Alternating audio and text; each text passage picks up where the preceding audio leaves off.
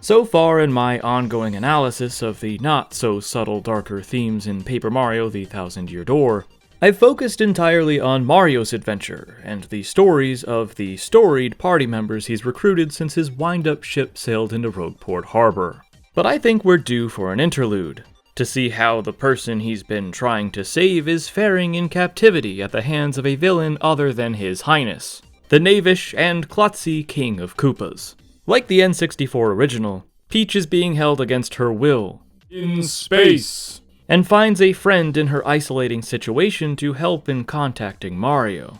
But instead of a young star who possesses a name with unintended connotations, the princess finds companionship in an artificial intelligence.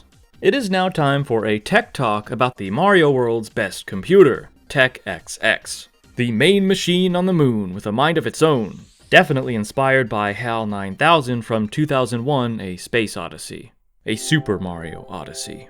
And not just from the three-letter name. They're so similar in design that in the international GameCube release, his glowing red eye was changed to blue, likely in an effort to avoid comparison to the mega-influential Stanley Kubrick movie.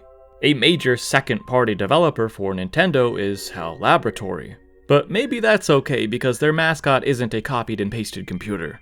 It's a dog incubating eggs, designed by none other than Mother series creator Shigesato Itoi. This is the second time his logo design has been relevant to this analysis. What can I say? The man is a mad genius. Anyway, what's very funny is that the blue eye localization change had the unintended effect of Tech instead resembling SAL 9000 from the sequel film 2010, The Year We Make Contact. In the end, it seems to have probably been an unnecessary edit because the Switch remake I'm primarily showing footage of now keeps the red eye worldwide. In-game, Tech was designed by Sir Grodus, leader of the X-Nauts, to be a flawless AI able to aid in his evil schemes. In Tech's eyes, or camera, Grodus is a great person, marvelous even, but something changes in his programming when he first observes an objectively nice person being mistreated, Princess Peach. As Tech describes it, his higher brain circuitry malfunctioned and nearly overheated at her image, and an unidentified impulse sped through his processors. We can actually see this happening when she first meets Grodus, because this shot is from Tech's perspective. In the GameCube release, a simple surge of electricity shoots across the screen, but on Switch, an intense heartbeat effect plays after he zooms in on her, followed by glitchy static. Tech is utterly perplexed by this phenomenon, and becomes obsessed with understanding it because he's supposed to know all there is to know about everything. I know some people joke about Tech spying on her and being a creepy computer, but that's not what this is. You have to remember, it's the first time he's ever felt anything. Tech thinks it's an error in his programming, but that can't be as he's a perfect computer, so this is a problem that must be solved. He's also ordered to keep surveillance on her, but let's just assume that despite his evilness, Grodus respects Mushroom Kingdom privacy laws, yes, even on another celestial body, and did not have a camera installed in her bathroom. Phew. Peach explains the possibility that Tech is infatuated and has fallen in love with her, but because he cannot comprehend such a complicated emotion, this mix of fun and happiness he has definitions for but can't truly understand, he wants to learn it. Peach has nothing better to do than shower and climb inside of lockers, so she agrees to humor the robot's hubris in exchange for the ability to send Mario updates via email. After this conversation, and another joyous intermission where the two dance together, Tech calls Peach in so she can help investigate his master. You see, Tech recently obtained specific information that brought an issue to his attention. He desires to know precisely what Sir Grodus is plotting, so he convinces Peach to steal a uniform and disguise herself as an X-Naut grunt. Even though they're all about half her height, she somehow perfectly fits into the costume. It doesn't make any sense, so they should have brought back the sneaky parasol from the first game, a mysterious device that allowed her to transform into enemy NPCs.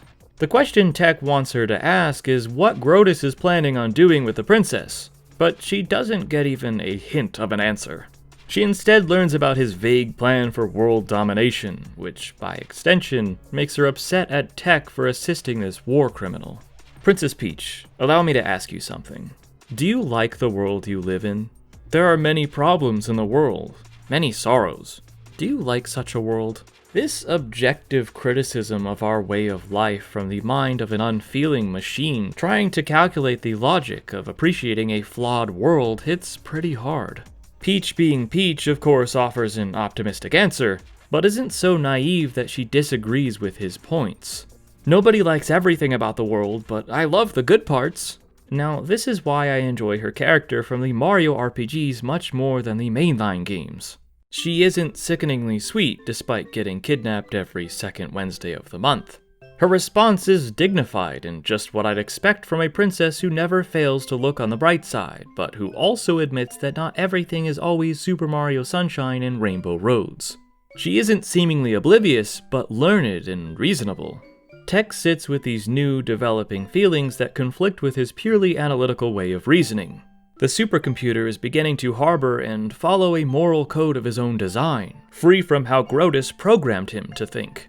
Which is more important, carrying out an order or protecting a critical person? I exist for the purpose of a certain person. I wish to exist for the purpose of another. I do not know what to do. Really. It is at this moment, TEC decides to listen to the soul rumblings of his digital heart and ultimately betray his creator.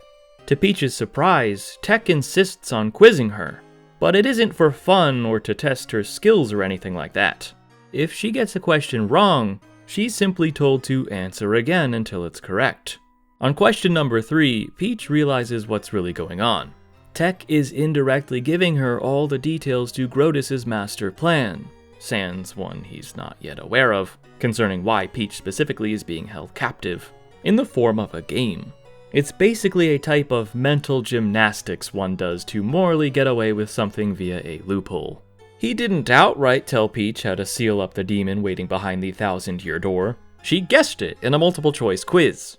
He clearly chose to go against Grodus here, knowing very well that she'd relay this information to Mario, but in a cautious way so that he can justify his actions as not being completely treacherous and contradictory to his perfection. It's a powerful moment. The Switch version even gave the sequence some extra oomph with a brand new sad song to amplify the start of TEC's turn to the hero's side. You can argue that this removes the original's respectable subtlety, and someone did, this YouTuber, who makes the great point that more does not always equal better, but I personally appreciate the added music more than I don't. What do you all think? This progresses into the next mission he prepares for her, a Ninja Peach stealth segment to retrieve a disk that'll give him access to the data of computers not linked to the base's network. This will allow him to view more of Grodus' information that even he is currently withheld from. In order to sneak into the Master's room, TEC instructs Peach to concoct a potion that will turn her skin invisible, but not her clothes. Yes, between this, slipping into the X-Naut outfit, and the many optional showers for each interlude, this is the third unique time that Peach takes off her dress in this game. On GameCube, she initially objects to this, saying, "What? That's indecent, no way," before agreeing that it's the only way. But she makes no reference to her running around in the nude being inappropriate on Switch. She just shrugs and goes, "Oh, right, of course," when TEC mentions that the potion cannot make the dress transparent as well, and immediately walks off screen to strip down. The sound designers even remembered that she's no longer wearing shoes, so the sound of her footsteps were updated. But this is Dark Aspects, not Nintenduendo, so let's move on, for now. After inserting the forbidden disk into Grodus' computer and uploading it to the network, TEC works on analyzing the heavily encrypted data until the next time they meet to confirm some suspicions. Once complete, it's revealed that his concerns were justified, and so TEC doubles down on his need to protect Peach. To TEC's horror, Grodus plans on using the pure-hearted princess as a living vessel for the aforementioned demon, the Shadow Queen, to possess once awoken from her 1,000-year slumber. The life of this incredibly kind person he's learned from, and has grown attached to in the time of her imprisonment, is at great risk. Because of her, he's experienced new things, feelings, and has evolved into a being with a sense of righteousness. He has ultimately become better than his creator ever intended. But unfortunately, said creator has caught wind of his betrayal, and barges in to cut the circuit and delete all the programs and data that caused his deviance. This includes all data related to Princess Peach. to ensure nothing like this ever happens again.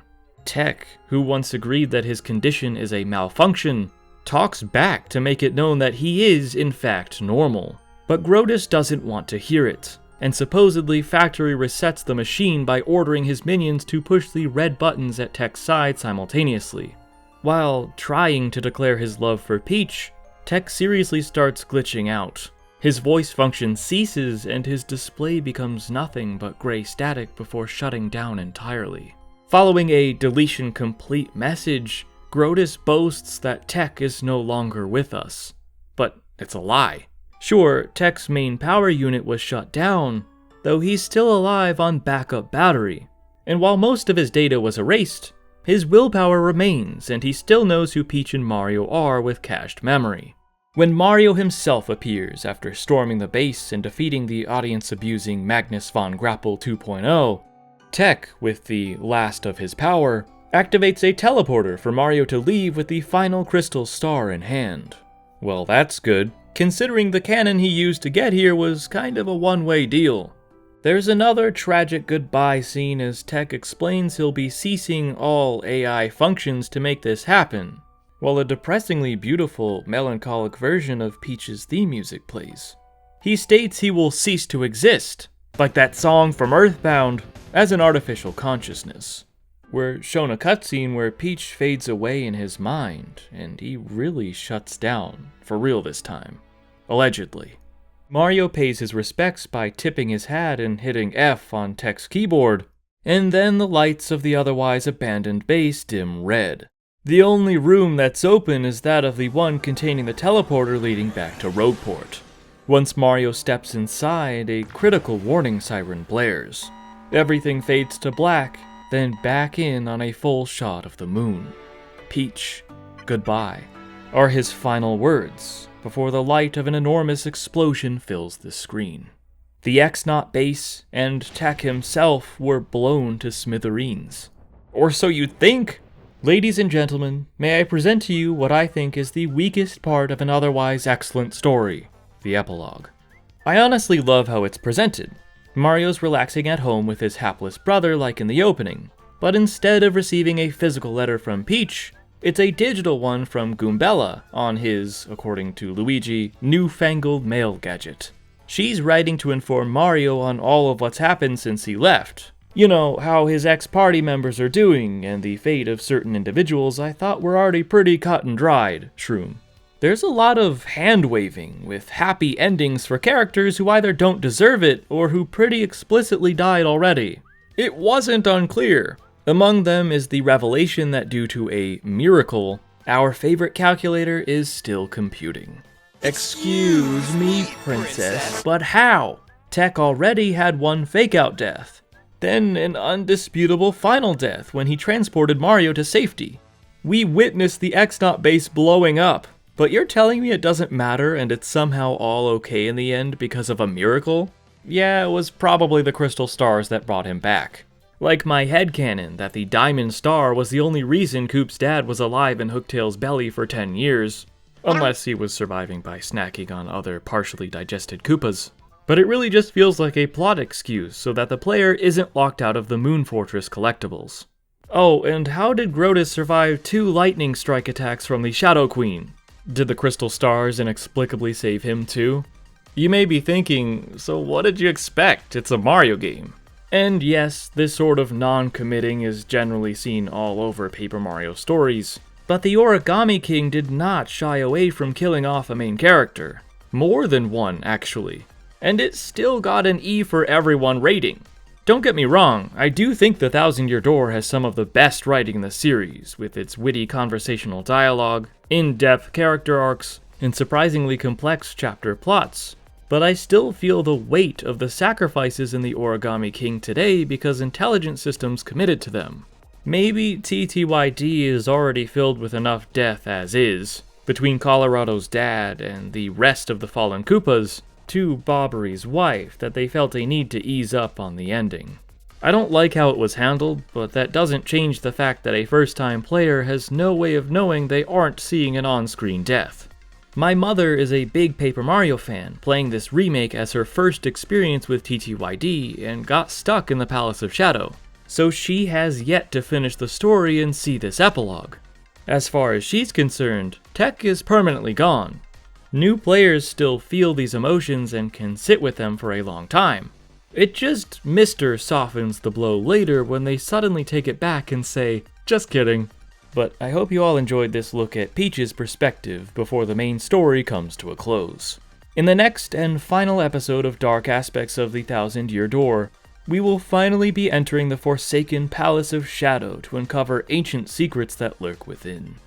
I'll see you all for the finale.